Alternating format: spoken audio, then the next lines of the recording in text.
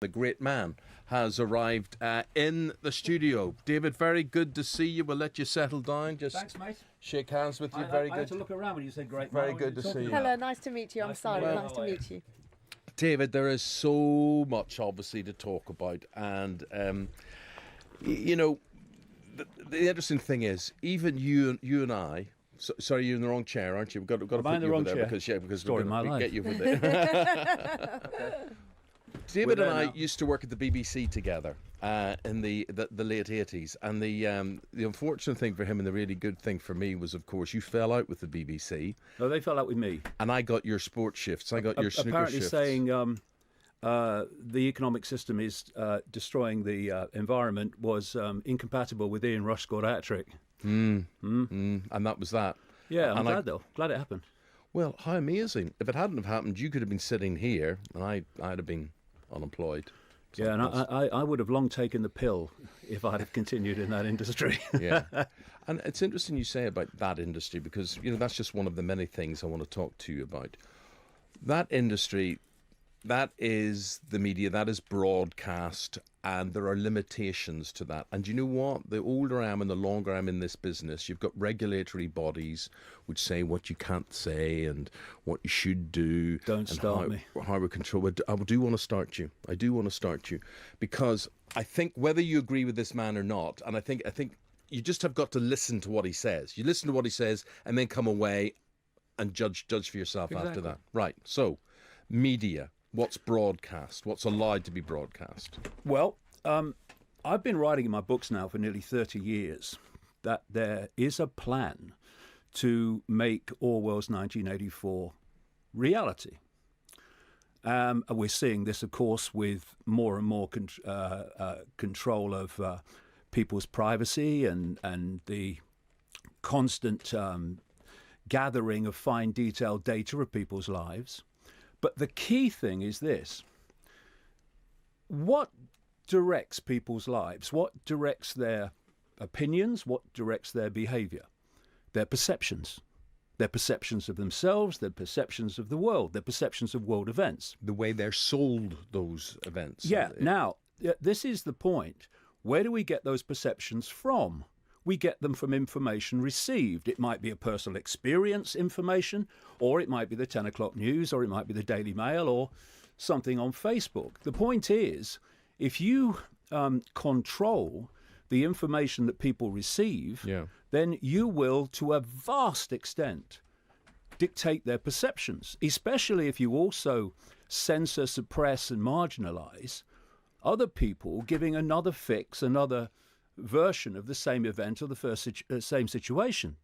Now, I've just come back, literally a few days ago, from America. I've been filming there, and particularly Silicon Valley. I call it the Devil's Playground. If you now look at that, what is, when you visit it, a very small area of America, never mind the world, you've got companies that Facebook, Google, etc., that are increasingly dominating the gathering of data of people's lives. B, because of the way they have so impacted upon the channels of communication, they dictate to such an increasing extent what people see and what people don't see. Let me interrupt you there. I need to say something to you. Last night, I was on the phone at 11 o'clock at night to my elder brother, Leonard, right? And he attended your arena conference in Dublin recently. I'm going back there on the 24th. You 12 hours. He stands up there 10, 12 hours, and he does whatever he does. And we finished the conversation about you, and I said good night. And then suddenly there was a notification of 2 David Icke YouTube videos. And I thought, gosh, I didn't think my brother was very tech savvy. That was amazing. So I phoned him this morning. I said, thanks for those 2 video clips. They're very good. He said, I didn't send you 2 video clips. They weren't on my email. They weren't on my text messages. They weren't on WhatsApp. But these were, they dropped down on my phone. 2 YouTube suggestions about David Icke. Why did that happen? It's very simple. I've come across many, many stories like this. In fact, to such an extent that Facebook has had to say, actually, we're not doing it on purpose, or it's just for advertising. They are actually listening to conversations. Obviously, you've not got a human being sitting there. Although if they're targeting someone, it's a human being. But the general population, it's algorithms. We're talking AI now. I mean, the possibilities of human manipulation of communication and the gathering of data now are limitless increasingly. And what happens is because many people have had conversations about, say, a product. An aftershave, a concert ticket. And then it comes up on Facebook, and they weren't even, thinking that they were talking to Facebook. These are private conversations. Can I just ask you, what's wrong with that? So for some people listening her husband's in this business. Well, for some people, it's about convenience. It's about saving time. It's, that's exactly what I was looking for. I'll click onto it. So for some people... So that's more important than having private conversations in your own home, then? Well, for me, if I'm talking about a holiday and a holiday comes up... Who else is listening to that conversation? And what else you say apart that is not a product? But, I don't live my life looking at what-ifs. No, you don't. No, you don't. And that's why you're a doddle to scam, and you're a doddle to... But I've never been scammed. How do you know that? How do you know that? But because I haven't... what's a scam? If a product comes up and you buy it, you haven't been scammed. Well, I made the choice to buy it. You think you have. Well, it's been put in front of you. If it wasn't put in front of you, you might not have bought it. There's lots of products that come up that I decide not to buy, and there are some that I decide to buy. But no, say, Sarah, for instance, I'm planning a secret holiday with my secret girlfriend, and the message comes through, going to Hawaii, and my wife sees Well, has that ever happened to you? But it could... Well, how many people has it happened to? Yeah. I don't know. Don't judge the world by your own experience and your own opinions. Call in. If that's happened to you, Yeah, call in. I'd call like in. to find out. And the point being that the control out of Silicon Valley of the information we receive, the data that's collected, and increasingly the nature of the AI that's running things, concentrates that power in such a small area and such a small number of hands. And if you want to have control by the few of the vast number, you have to centralize power, and that's what is happening in Silicon Valley on a scale that beggars belief. Could that happen on a scale to affect elections, whether those be the US presidential elections or the referendum, the European referendum? Well, anything's possible when you have algorithms that can filter out information that's not good for the agenda you have or the outcome you want, and emphasize information that does support the outcome that you want. And increasingly, it's coming to light that this is what's happening. See, when the internet started, and which came out of an organization called DARPA, by the way, which is the technological development arm of the Pentagon, it was sold as the free flow of information. You could post all kinds of opinions. Now, if that didn't start like that, and right from the start is you can't say that, you can't do that, then it wouldn't have got this massive control and influence on the communications that go on between people. So you start with what people want.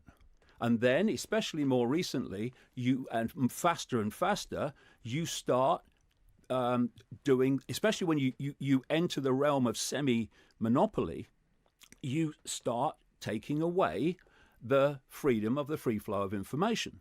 So people now are having YouTube channels just deleted. No explanation, just deleted. On a big scale when they're challenging the official narrative. Facebook censor people. They have a thing called ghost banning, where you actually get to post it, but the AI makes sure it doesn't go anywhere. And when you have the power to do that, coming back to perception, you have the power to control the information that people receive and thus massively influence the perceptions that they have. And from their perceptions comes their behavior, comes what they will accept, what they won't accept, what they'll challenge, what they won't challenge. It's an extraordinary centralization of power. And, you know, people are saying, I love Trump, I hate Trump, and oh, it's the right, it's the left. And this vaudeville show, which it is in so many ways, is so focusing people's attention on that. It's everywhere, isn't it? Trump's everything. and people are not looking what's happening in that area of real estate in California where all this is going on. David, good to have you here. Good. What about, that's where we go next, Trump, America. You were in America last week. You're filming, you're updating your documentary Renegade, which is what you are. What about President Trump? Is he a renegade? I think he's a renegade in the eyes of many people who voted for him. And, you know, when I see what is called the progressive left attacking Trump and saying it's terrible what's happened, I say to them, look in the mirror. Because the reason that someone like Trump could come to power, the reason that these parties are coming to power in Europe, is because so many people have been left voiceless for so long. For instance, if you have what is called political correctness, and we were talking earlier about censorship and what you can hear and what you can say, political correctness is simply manipulating the population to silence itself. And more we're seeing the Orwellian destruction of free opinion and the free flow of debate on the basis of you can't say that. Or you can't do that. Yeah, exactly. And I'm thinking of that actress who pulled out of the film, the transgender film. Who was it? Was it Charlize? It was Scarlett Johansson. Scarlett Johansson. I mean, a lot of public pressure there for her to do that. Well, this is a major area of the suppression of freedom of speech and freedom of opinion. It's the mob. And when you talk, as I'm sure you do, to the general population, you find that their views of these issues are not the same as the mob. But the mob have got very organized, the Twitter stormers. And unfortunately, because so many people, particularly celebrities, are frightened of upsetting people, frightened of losing or tainting their image as they perceive it. In other words, frightened of what other people think. Again and again you see it. They're down on their knees, they're calling for the sackcloth and the ashes. I'm ever so sorry, please forgive me. And if we go on doing this, if we go on like Scarlett Johansson did, I can understand it, but to pull out, if we keep doing that, then we're handing over power over our lives and our society to the mob, the people that intimidate people into their version of everything. And this is where we are now increasingly. The only right in the eyes of these people is I am right. And because I am right, anyone else that has a different opinion to me must by definition be wrong.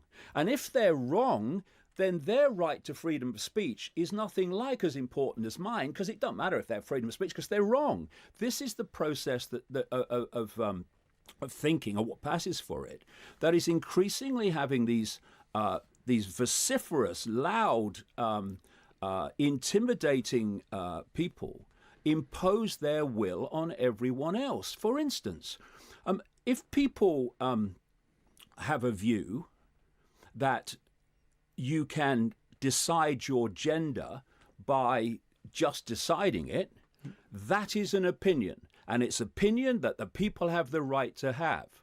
But if you say, actually, I'm a man and I don't have breasts, right? And I have dangly bits, women don't. So therefore, there is something in this genetic relationship to sexuality, then that's an equally valid opinion that should be open to free debate. This is the way the mob works, however. You can say, well, yes, you just decide your gender. Fair enough, it's your opinion. You should have it. But the other opinion's not allowed. Yeah, and there's a simple thing, just very quickly. A doctor last week who was Eamonn. sacked because scientifically he wouldn't agree to that. Yeah. So if you wake up and you say, well, I'm Edwina, not Eamonn, he said, like, I can't recognise that. Yeah.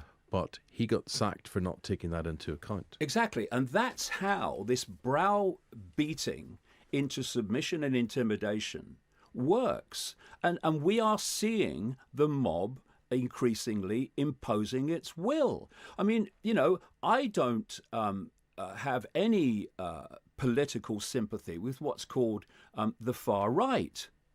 But I do have sympathy with freedom of speech. And I certainly don't have sympathy with people that call themselves left, like Antifa, who go to meetings of people they disagree with and knock the crap out of them. This is the world we're moving into. It's so polarized, and it's so I am right on one side and I am right on the other. Who's ruling? And the truth is always in the shades of grey. That's what we miss. Who's ruling this world that we're in? You often talk about the global elite. Has Trump joined that global elite? Is Theresa May part of that global elite? Is Angela Merkel? What's By the time you get to that level, you're talking here today, gone tomorrow puppets, mate. And if you're going to hide what I call the permanent government, what is increasingly now in mainstream society called the deep state, then we've got to understand that the focus of attention on the here today, gone tomorrow politicians is diverting attention to where the real power is. It's not about, Trump. It's Trump now, and I love Trump. I hate Trump. He replaced Obama. Someone will replace Trump, and they come and they go. The permanent government doesn't go. At the top of the pyramid, you've got this network of people. Very few people compared with the global population. It's laughable. Then you've got the secret society network through which it manipulates, but keeping secret that this cabal exists. Under that, you've got control of finance. And note, every one thing I'm mentioning doesn't come and go. It's always there. So you come through finance. And what does finance do? It dictates choice. If you say to people, what would you like to do with your life? And they say this, and I say, why aren't you doing it? They say, I ain't got the money, mate. So you control choice for the population by controlling the money. Then you come down and you hit the military. The military's always there. When you travel around America, I'm sure you've seen it too, Eamonn. There's forts everywhere. I mean, the amount of land that's occupied by the American military is staggering. And of course, it's got a budget. I think it's up to 10 countries, the 10 next countries with the biggest military budgets, before you equal the military budget of the United States. So it's fantastically funded. Along with the military, you've got the military intelligence networks and the domestic intelligence network, the CIA and British intelligence, the National Security Agency, etc. These are always there. And then you come down, you hit the corporations, you hit the justice and legal system, that's always there. And if you're going to control a society, you control the money, but you must also control the law.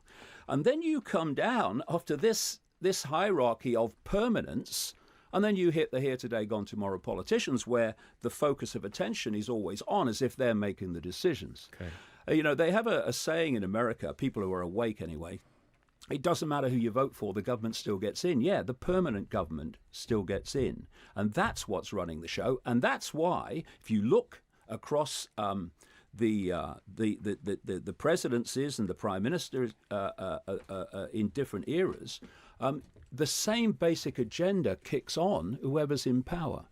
And very quickly, if I've got time before the news. So you haven't forgotten how it's done? No, I'm not. Good memory.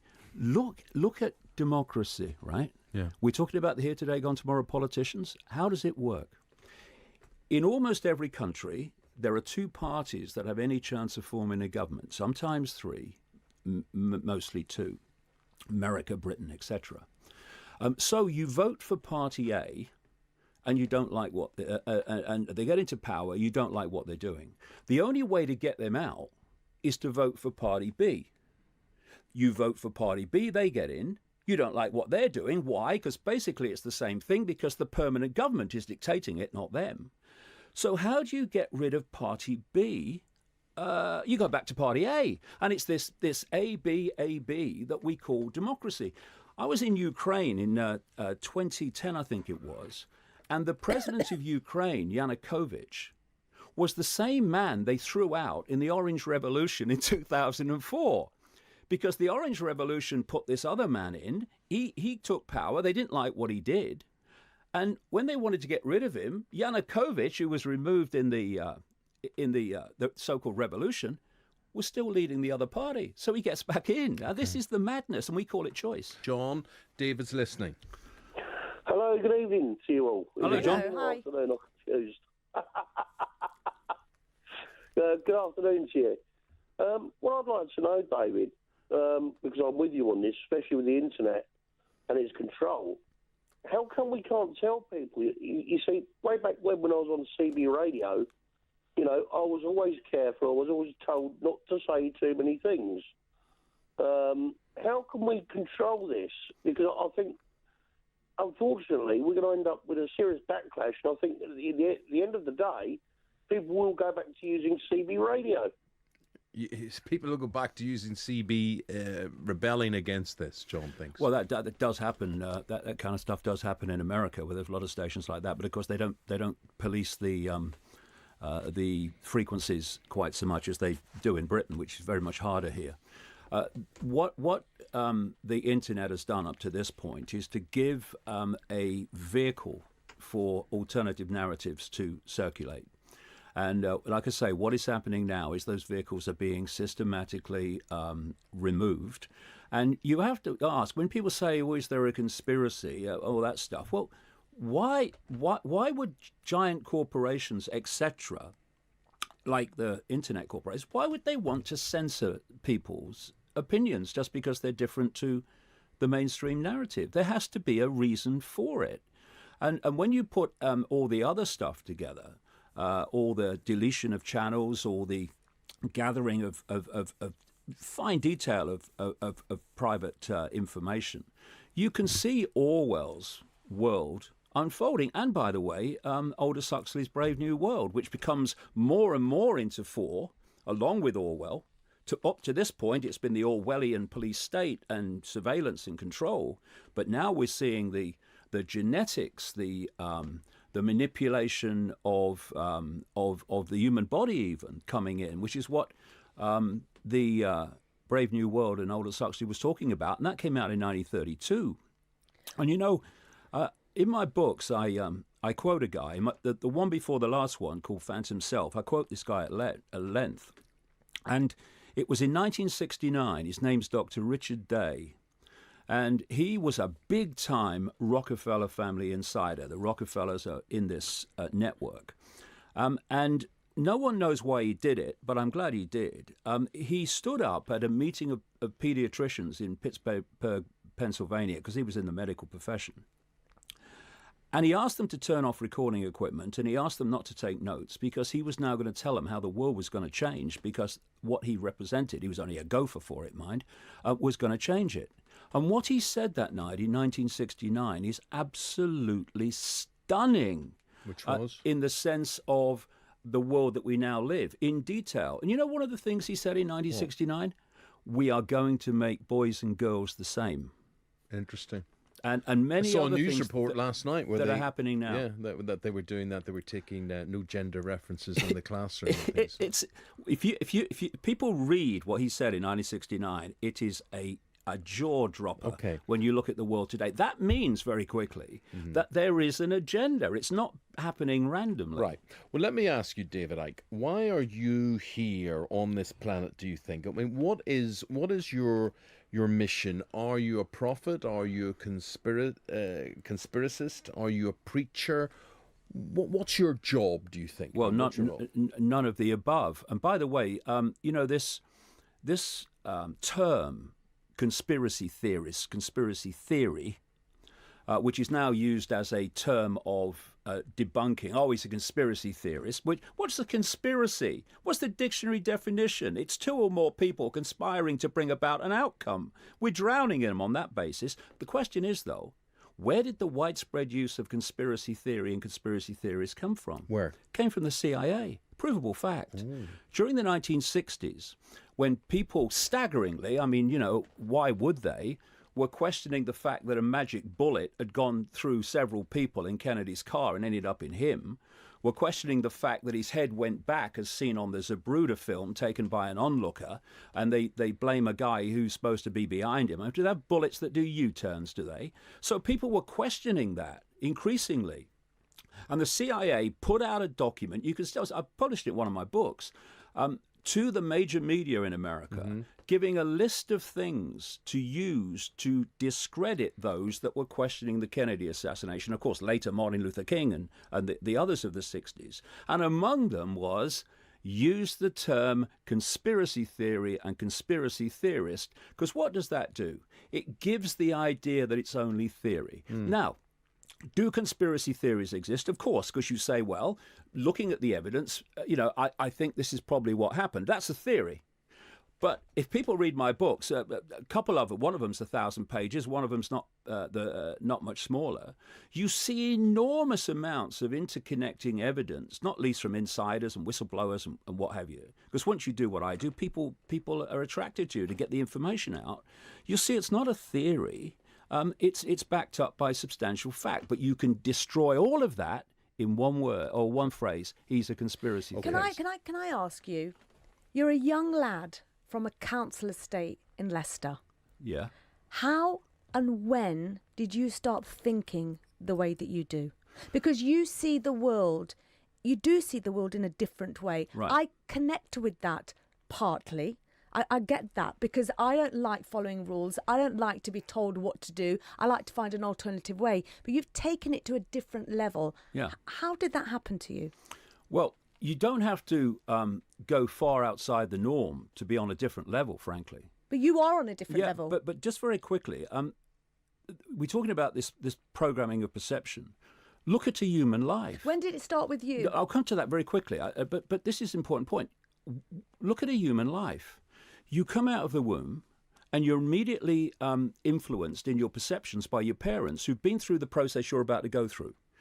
Very soon, ludicrously soon, after entering this world, you find yourself sitting at a desk with an authority figure now telling you what is, what isn't, what's right, what's wrong, what's credible, what's not credible, when you can go to the toilet, when you can eat, when you can talk. And this goes on through your formative years, where the system's version of everything, what I call the postage stamp consensus, because it's so narrow, is downloaded into people. And then they go off into the institutions, they become journalists, they become scientists, they become doctors, they become politicians, they become CEOs or whatever. And they take with them that core version of normal they've been, and limitation possibility, that they have been downloading all their lives. And then the people in these institutions then confirm to each other that this norm is normal. So a journalist who's doing a story about, say, a health situation won't go to an alternative practitioner who may have had great success in it. He'll go to a doctor who'll give him postage stamp normal. So you don't have to go too far out beyond of the the norm. postage stamp to be considered wacko. Yes, exactly. And the postage stamp defends itself and protects itself because of the crime of being different, which increasingly, that's what we're seeing. Not just increasingly, it's gone on throughout known human history. Religion policed the postage stamp. Science polices the postage stamp. Politics polices the postage stamp. Now the Twitter stormers police the postage stamp. But what happened to me was I was minding my own business. I mean, as Eamonn said, I was saying, hello, good evening, here's the sport. Yeah. Then during 1981, 1982, no, what was it? 1988, 89.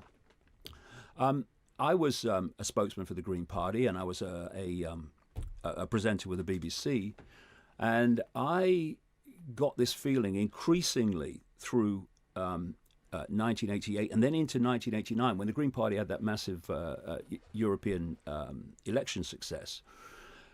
I felt when I was in a room alone, I wasn't alone. I didn't understand it, know anything about it. And it got to the point in the spring of 1990 when I was in the Kensington Hilton Hotel working for the BBC. And I just finished working, and I came back to the room, and I sat on the side of the bed. And I looked out into the room, and the fact that there was some presence there I didn't understand was so tangible by now. I actually said into the room, if there's something there, would you please contact me, because drive me up the wall. About maybe a week later, 2 weeks later, I was with my son, Gareth, little boy then, and he went into a newsagent's shop, cut a long story short. And he was looking at the books, and I went in after him. It was at Ryde on the Isle of Wight. The shop's still there. And I said to him, "Come on, Gaz, we'll go up in the town and get some lunch." And as I turned, my feet wouldn't move, and I know what it was now, it was an electromagnetic field, but a very strange atmosphere was around me. And I wouldn't say, it wasn't a voice, it was a very strong thought form, right? It said, "Go and look at the books on the far side." Now, I knew that shop very well, I went to often, and the books on the far side were Mills and Boon and Barbara Cartland. What the heck am I going over there for? So anyway, I start walking in that direction in total bewilderment. And in among these books of, Barbara Cartland, etc., was this one which was called Mind to Mind, and there's a woman face on the front. And because it was different to the rest, I picked it up, looked at the blurb, and I saw the word psychic. And it was the autobiography of this psychic and how she works. And I thought immediately, I wondered if she'll know or pick up what the hell's happening to me in this last year. So I didn't tell her anything. I said to her, "I've got arthritis, maybe your hands-on healing might help," and nothing about what was going on. And when I went to see her, nothing happened the first time, but the second and third times, the atmosphere in the room dramatically changed, and I felt this like spider's web on my face suddenly while she's doing the hands-on healing stuff, which is just an exchange of energy. And of course, my backside's now slipping down the bench now, because I'm thinking, I read about this in her book, that you can feel a spider's web like on your face, which I now know, again, is an electromagnetic field. And about 10 to 15 seconds after I felt this, never said anything to her, she launches her head back and says, "This is powerful. I'm going to have to close my eyes for this one." And my bum's going more and more down the bench now, because this is all new to me. And in the next, 10 minutes, and again a week later, that was the last time I went, she was telling me that she was being told to tell me that I was going to go out on a world stage and reveal great secrets. One man cannot change the world, but one man can communicate the message that can change the world. That I was going to face enormous opposition and ridicule and stuff, but they, whoever they are, will always be there to protect me. Now, I came out of that not exactly neutral, but we'll see what happens. But what has happened since? All that she told me and more has unfolded in the most synchronistic way, like some force. I've been walking through a maze, and some force has been opening and shutting the doors to send me down the channels. And right to this day, that's how it's come about. If I'd have done this just by trying to work it out, no chance. But because of the synchronicity of the information coming to me, I've been able to put this stuff together. I've got to go to the break, but can you tell me in 15 seconds who they were, who would always be there? No idea. I've always just gone with my intuition. Does this feel right, or doesn't it feel right? And that is they a god? Is they religious? No, it's not. No, it's not. It's an energy force. It's a form of consciousness. It's not some bloke with a beard sitting on a throne. I mean, that whole religious what thing. we're fed. Yeah, what we're fed. It's consciousness, and we are a point of attention within an infinite consciousness. This is why racism and self-identity with labels of race and religion, etc., is so ridiculous. It divides and rules us. They are just experiences for our point of attention, awareness to experience. Love him or loathe him, agree or disagree with him, David Icke does his research. He knows what he's talking about. He believes what he's talking about. Whether you believe it is another thing. And actually, David, we're getting a lot of interesting complimentary texts and tweets coming in about you. People certainly enjoy listening to you. Whether they agree or not is a different thing. And what you do, and I know you talk about this, is you join up the dots. Right, you do your research and you look at links that either the rest of us don't do or people don't want us to think about. That's the point. If you look at things in and of themselves, world events, people, corporations, whatever, they look a certain way. See the connections between them. You stop seeing pixels, you start seeing pictures, and then the world opens up. Right. It's opening up in all sorts of ways. Artificial intelligence being the latest thing we're hearing or talking about. Are you worried about that? Should we be threatened by that? I've written extensively about this because it's the end game. Up to this point, human perception, which otherwise human control by controlling human perception, has been done by controlling information that people receive. The AI end game which they're openly talking about in Silicon Valley. People like the Google executive Ray Kurzweil openly. This is why so many people recently have come out and said, hold on, where are we going? About connecting the human brain or the human body thinking processes, the human mind, to AI. And what Kurzweil says is that after this connection, which he's talking about 2030, that's what he's given. I'm talking in 2018, that once the connection's made, the AI will do more and more and more of human thinking until human thinking and the human consciousness, as we would conceive it, is in his words, negligible.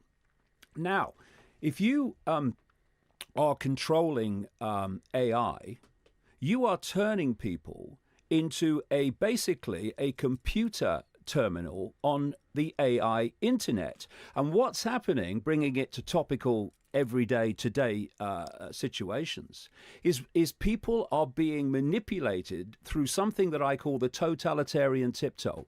You know you're going to Z, but if you go in too big a leap to Z, then people are going to say, what's happening? Because the change is so great. So you go as fast as you can from A to C to E to whatever. And every step is presented as in and of itself and not connected to the other steps. But if you break it down and you connect them, look what's happening. Stage one, you get people, particularly the young, because they're the adults in the world that at the time this is supposed to come in. You get them addicted to technology that they holdables. You then, because you want to get in the body, you then go on the body. You do your Google Glass, you do your Apple Watch, you do your Bluetooth. And now, next, and it's happening now, you go in the body with microchips. And not only microchips that you can see, but nano microchips, which a CIA scientist told me in the late 90s was coming, which I put in my books at the time. And people said, that's ridiculous. Breathing in microchips, that's impossible. It's not with nanotechnology, it's not. Exactly what he told me is happening. And the idea, which is what we're being manipulated as a global society to do, is to connect our thinking and emotional processes to AI, so the human mind becomes AI. It's basically Westworld. This is the point. This is an important point. There is a method of perceptual programming that actually has a name. It's called what's it called? Basically, it's programming an understanding or an awareness of something before it actually happens. And what happens is you put out in movies and television programs the world you want to go into, because if you don't, the division between what people are living and where you're going is so great that that division, that chasm, will get people to say what's going on. So what you do, it's called preemptive programming. That's what it's called. And what you do is you put out all these programs. Look at the AI programs and the Westworlds and the synthetic humans now. And you're basically getting people subconsciously familiar with where you want to take them, so that you're lessening the resistance. This is where we're going, and this is the big end game that we must understand. And the end game of all end games, in 30 years from now, I'm just looking at your Twitter page, you say humans will attend their own funerals as robots.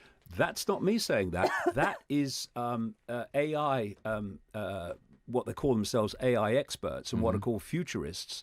That's what they're saying, because this is the idea, is to download. I mean, this sounds fantastic, but this is actually where it's going, and that's what that guy's talking about. Downloading human consciousness onto a digital form. So humans become digital rather than biological.